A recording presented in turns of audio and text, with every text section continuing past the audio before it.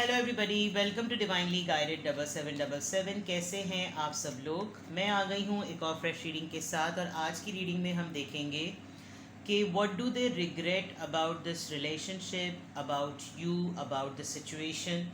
आपको लेकर आपके पर्सन को किस किस्म के रिग्रेट फील होते हैं, किस तरह का पछतावा या एक मिस्ड चीज़ फील होती है इस रिश्ते को लेकर, आपको लेकर। रिगार्डलेस आप लोगों की क्या सिचुएशन है, ये रीडिंग सबके लिए ओपन है। आप लोगों का रिलेशनशिप जिस स्टेज और फेज़ में है, it's completely up to you. तो कीप एन ओपन माइंड। ये रीडिंग टाइमलेस, जनरल और कलेक्टिव होगी। तो जब कभी भी आपकी नज़र से गुजरेगी तो ये आपका उस वक्त का मैसेज होगा। मैसेज वही लीजिएगा जो लगे आपको अपनी सिचुएशन से मैच करता हुआ। टैरो में ये मैसेजेस आए हैं, सब अपने ऊपर इम्पोज मत कीजिएगा और इनकी बेसिस पर कोई भी फाइनल डिसीजन मत बनाइएगा। हमेशा अपनी प्राइवेट रीडिंग लें, मुझसे लें या किसी और से लें, और जब आपको तसल्ली हो जाए कि आपने तमाम इन्फॉर्मेशन गैदर कर ली, तभी आप किसी कंक्लूजन पर पहुँचें। डिस्क्रिप्शन बॉक्स में मेरा नंबर मौजूद है, साथ में सेकंड चैनल का लिंक भी मौजूद है। दोनों ही चैनल्स पर रीडिंग लेने के लिए मेरा कॉन्टैक्ट नंबर एक ही है। So without any further due, let's see कि आपके पर्सन को क्या रिग्रेट होते हैं आपको लेकर, इस रिश्ते को लेकर। आप लोग अपनी सिचुएशन के हिसाब से इस रीडिंग को देखिएगा और अननेसेसरीली अपने ऊपर इम्पोज मत कर लीजिएगा। और अगर इसमें से आपसे कोई भी बात मैच नहीं करती तो इट्स ऑल ओके, बिकॉज हर रीडिंग हर किसी के लिए नहीं होती है। ठीक है, देखते हैं कि आपके पर्सन को क्या रिग्रेट होता है। ठीक है, 8 of pentacles, Taurus, Virgo, Capricorn. 9 of swords, Libra, Gemini, Aquarius and the sun. बहुत सिंपल और बिल्कुल क्लियर है। आपके पर्सन को सबसे बड़ा रिग्रेट ये होता है कि आप इनके लिए बिल्कुल इस तरह थे या इस तरह हैं। आपके पर्सन को अच्छी तरह से मालूम है कि वो किसी भी मामले में जब कभी भी अपने आप को कहीं खुशी के जोन में या किसी खुशी की पिक्चर में फिट इन करके देखते हैं तो उनको अंदाज़ा होता है कि उसमें आप कंपलसरी होना ज़रूरी है। For example, compulsory item. ठीक है, जो भी खुशी की बात है आपसे शेयर करनी है। कुछ लाइफ में अच्छा हो रहा है आपको बताना है, नहीं भी अच्छा हो रहा तो आपसे डिस्कस करके लाइट हो जाना। यानी सबसे बड़ा रिग्रेट उनको ये होता है कि ये इस तरह की सिचुएशन हो सकती थी। ये जो पिक्चर में इतना परफेक्ट कपल डांस करता हुआ खुशी में, you are my sunshine, because जो नॉर्दर्न एरियाज़ कह लें आप या नॉर्दर्न कंट्रीज़ कह लें, वहाँ पर धूप बड़ी मुश्किल से निकलती है, तो सनशाइन, सूरज के निकलते वक्त लोग डांस करते हैं, और हम यहाँ सूरज से बैठ के जो है वो धूप ले रहे होते हैं जो मिल गया की तरह। बट ये एक हैप्पीनेस का टाइम है। तो रिग्रेट में बिल्कुल क्लियर नज़र आ रहा है कि आपके पर्सन का सबसे बड़ा रिग्रेट ही यही कि ये वो हो सकते थे, आप दोनों इस तरह हो सकते थे, लेकिन ऐसा नहीं हुआ। और वो इसलिए नहीं हुआ कि आपके पर्सन ने एफ़र्ट नहीं की। इनको सबसे बड़ा रिग्रेट ये होता है कि इन्होंने इस रिश्ते को संभालने के लिए, इस रिश्ते में कुछ बनाने के लिए, इसको फिक्स करने के लिए ये पता नहीं किन कामों में लगे रहे, पैसा बनाने में लगे रहे, अपने काम, अपने बिजनेस पे लगे रहे। उन्होंने ये सोचा ही नहीं कि कहीं कोई एक पर्सन इनके ज़िंदगी से छुटता चला जा रहा है। एक पर्सन जो कि किसी तरीके से अपनी ज़िंदगी आगे ही नहीं गुजारता, उसका दिन ही नहीं मुकम्मल होता अगर वो आपके बारे में यानी इस पर्सन के बारे में ना सोच ले।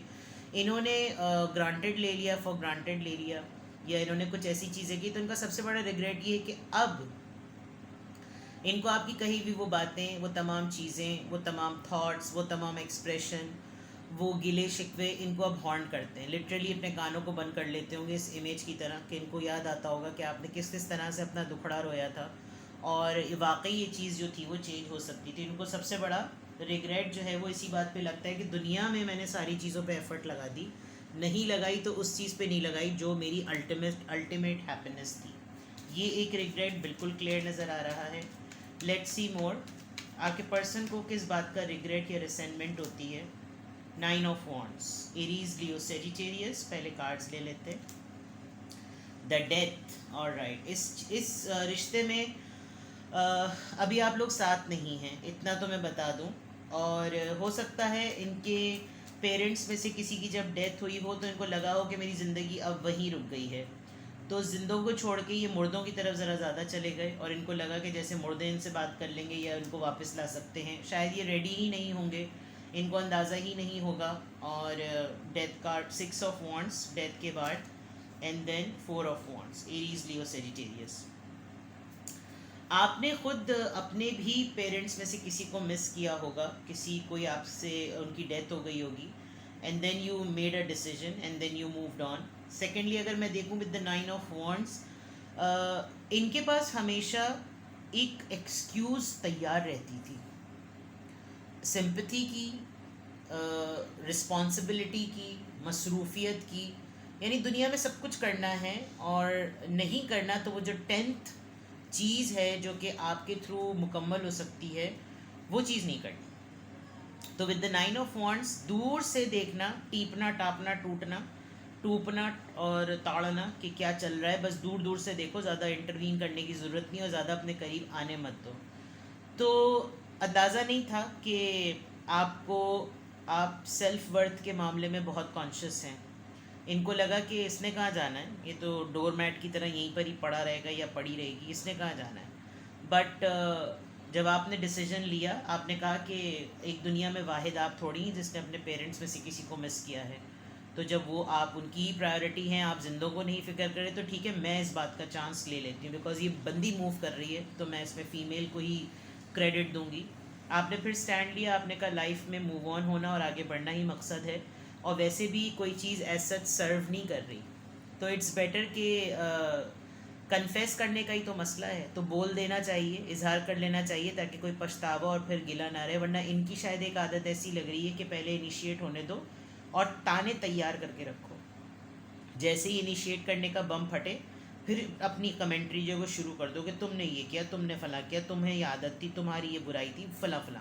सो यू डिसाइडेड कि वैसे भी बुरे तो साथ रहते हुए भी बने हुए हैं, बाद में भी बनना ही है, तो फिर स्टैंड ले लो एंड यू ब्रोक इट। आपने इस रिश्ते को ख़त्म कर दिया।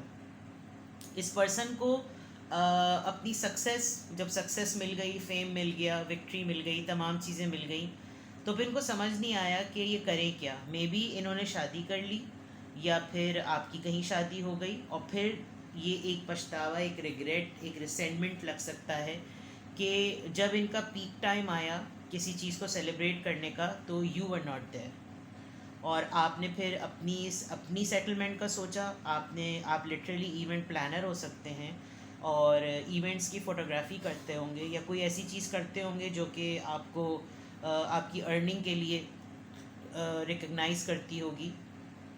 लेकिन ये सिचुएशन रही है और इन्होंने बहुत बाद में जाकर इस बात को रियलाइज़ किया कि अब वो मेरी लाइफ में मौजूद नहीं है, अब वो कहीं और है, या तो उसकी शादी हो गई या उसने शादी कर ली। जब आपने ये डिसीजन डिस्क्लोज़ किया है ना, तब ये फेम जो है वो बिजली की तरह जो है ना इनके अपने ऊपर ही गिरा, बिकॉज इनको फिर रियलाइज़ हुआ कि मैं जिस सक्सेस की तरफ और जिस फेम की तरफ मेरे कदम थे, वो तो मुझे टोटली या कम्प्लीटली वो चीज़ नहीं चाहिए थी। हाँ, मुझे चाहिए तो ज़रूर था, लेकिन इसके साथ के साथ। तो ये बिल्कुल क्लियर रिग्रेट जो है वो आपके पर्सन का नज़र आ रहा है कि इन्होंने आपको लेकर कोई एफर्ट नहीं की। ठीक है, इसको क्लैरिफाई करते हैं। 9 ऑफ वॉन्ड्स यहाँ पर क्यों आया है, आपके पर्सन क्या रिग्रेट करते हैं आपको लेकर।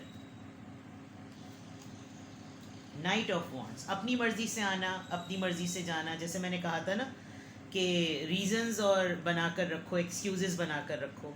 एक हमेशा आपके लिए एक इमेच्योर बिहेव करना, जबकि सेंसिबल पर्सन है उसके बावजूद आपके लिए कभी भी कोई सीरियस चीज़ नहीं सोचना, हमेशा आपको एक टाइम पास रखना। और जब खुद दिल करा तो चीज़ें अच्छी हो गई, जब खुद दिल नहीं करा, यानी ऐसे शो करना कि जैसे मैं हर वक्त तुम्हारे लिए तैयार और स्टैंड बाय हूँ, लेकिन जब मौका होता तो मुद्दई सुस्त और गवाह चुस्त। बिकॉज ये बात मैं इसलिए कह रही हूँ बिकॉज उनको देखे तलवार रेडी की हुई है कि तुम बस बोलो, मैंने तलवार निकाल के अगले का सत्यानाश कर देना है, लेकिन करना जो है वो कुछ भी नहीं। ठीक है, तो nine with the 9 of wands like this, and that death card यहाँ पर क्यों आया है, लेट्स सी।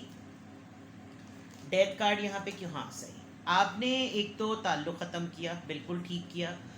या तो आपको ये पता चल गया होगा कि इनकी लाइफ में ऑलरेडी कोई है, बिकॉज क्वीन ऑफ सॉर्ड ये चीज़ एक तरीके से थर्ड पार्टी को भी डिक्लेयर करता है। या फिर जब आपने ये डिसाइड किया तो देन आप अपनी बात पर कायम रहे, आपने कहा ठीक है ये साथ अब सही नहीं चल सकता, इस साथ में अब दम नहीं है और बेहतर है कि अब रास्ते जो हैं वो अलग कर लिए जाएं, बिकॉज़ ये चीज़ जो है वो ज़्यादा इम्पॉर्टेंट है। मेरी बात, मेरी वर्थ, मेरी कदर, मेरी वैल्यू ज़्यादा इम्पॉर्टेंट है। तो अब मैं जिस बात पर नाराज़ हूँ या जिन बातों पर मुझे खफगी होती है, मैं उस डिसीजन पर कायम हूँ और आपने ये फ़ैसला करके तमाम कॉर्ड्स जो हैं वो कट कर दिए।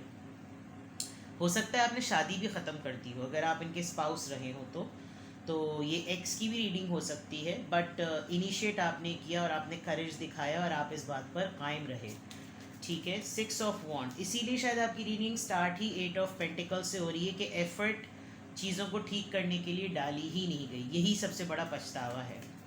6 ऑफ वॉन्ड्स यहाँ पर क्यों आया है? एस ऑफ सॉर्ड्स, जब ये फेम आया, जो मैंने बात कही थी ना, तब इनको अंदाज़ा हुआ कि क्या क्लैरिटी मिल रही है इस वक्त, कि क्या गवाया और क्या खाया। क्या यही चीज़ चाहिए थी? क्या यही चीज़ कमानी थी? सिर्फ फेम चाहिए था? सिर्फ पब्लिक रिकग्निशन चाहिए थी? या कंप्लीट सेटलमेंट चाहिए थी? और कंप्लीट सेटलमेंट में आप नहीं थे। तो जब तक इनके डिसीजन मेकिंग की बारी आई, तब तक चुड़ियाँ जो थी वो चुग गई थी। कि 4 ऑफ वॉन्ड्स यहाँ पर क्यों आया है? 6 ऑफ कप्स। अब ये आपको सिर्फ और सिर्फ याद करते हैं कि इन्होंने एटलीस्ट उस वक्त भी एफर्ट नहीं की जिस वक्त आपने ये अनाउंसमेंट दी that you are moving on. अब आप मूव ऑन शादी के लिए कर रहे थे, अपने करियर के लिए कर रहे थे, सेलिब्रेशन के लिए कर रहे थे, अपनी आज़ादी के लिए कर रहे थे, कमिटमेंट के लिए कर रहे थे, रिलेशनशिप के लिए कर रहे थे, जो भी कर रहे थे, ये सिर्फ हाथ पे हाथ धरे रह गए और अभी आपको बहुत सिग्निफिकेंटली मिस करते रहते हैं। तो आपके पर्सन के रिग्रेट्स अगर मैं यहाँ देखूँ तो ये पर्सन थे बहुत जेन्युइन, हैं बहुत जेन्युइन, उन्होंने अपने आप को सेल्फ सेबोटाज किया है और ये लिटरली ये सोचते हैं कि कुछ ना जाता, मेरा कुछ भी ना जाता अगर मैं इसके साथ सीक्रेट रिलेशनशिप में ना होता, या फिर मैंने जो इसको अपनी फैमिली की तरह ट्रीट किया, बिल्कुल एक वाइफ़ या हस्बैंड मटेरियल इसको समझा, तो और मुझे इसको सिर्फ एक गर्लफ्रेंड बॉयफ्रेंड की तरह नहीं रखना चाहिए था। इसमें पोटेंशियल थी और शुरू से थी, हमेशा से थी। इसको मैंने अपने लिए एक स्पेयर टाइम के लिए रखा हुआ था और मैंने इसके साथ हर तरह से वो ट्रीटमेंट रखा जो एक हस्बैंड और वाइफ के साथ होता है। बट ये तमाम चीज़ें मेरे अपने पाँव पर कुल्हाड़ी की तरह इसलिए पड़ी बिकॉज मुझे उस वक्त कुछ और नज़र आ रहा था। और ये पर्सन बहुत अब भी आपसे बहुत मोहब्बत करते हैं, आपके बारे में अब भी बहुत ज़्यादा सोचते हैं, आपका बहुत ख्याल करते हैं, लेकिन इनके अंदर अब करेज ही नहीं है। तो ये उस चीज़ को आपके साथ कांटेक्ट में भी रहना चाहते हैं, शायद हल्का फुल्का हाय हेलो भी कर लेते होंगे, लेकिन इनको ये होता है कि आप डे टू डे ग्रो कर रहे हैं, आप अपनी सेल्फ ग्रूमिंग पर, अपनी ग्रोथ पे डे टू डे काम कर रहे हैं, आप अच्छे से अच्छे ही होते चले जा रहे हैं। और अब आप जिसके साथ भी हैं उस पर्सन के ऊपर इनको एनवी भी होती होगी, लेकिन ये सेल्फ सेबोटाज होना, अपने आप को ही धोखा दे लेना, अपने ही पाँव पर कुल्हाड़ी मार लेना, ये इन्होंने ना सोचा था। इनको लगा था आप हमेशा ही होंगे, आप हमेशा ही रहेंगे, चाहे ये आपको किसी भी तरह से ट्रीट करें, बट ऐसा हुआ नहीं।